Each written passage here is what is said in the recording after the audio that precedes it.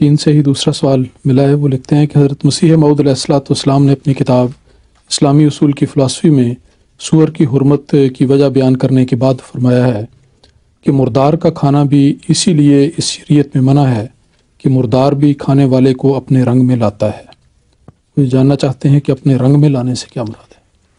Infections, زہر،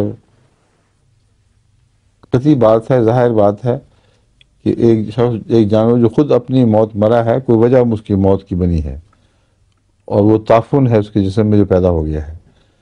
جس کو ذبح کیا جاتا ہے اس کی وہ وجہ نہیں ہے. اس لیے اگر اس پر احتیاط نہیں کریں گے تو آہستہ آہستہ وہ پھر مردار کے حکم میں آئے گا، فوراً نہیں آتا.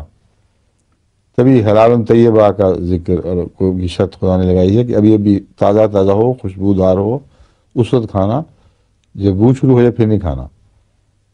تو یہ جو مردار اپنے رنگ میں لے آتا ہے، مراد یہ ہے کہ ہر مردار اپنے اندر کوئی وجہ موت رکھتا ہے، اور اس کے جسم میں کسی نہ قسم کا مادہ زہریلا پیدا ہو چکا ہوتا ہے جس سے مرتا ہے وہ.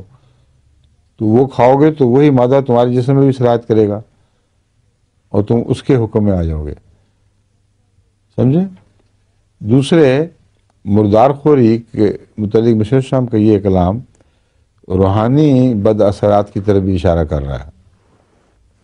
یعنی وہ لوگ جو مردار خور ہوں وہ روحانی روح سے زندہ نہیں رہا کرتے. پھر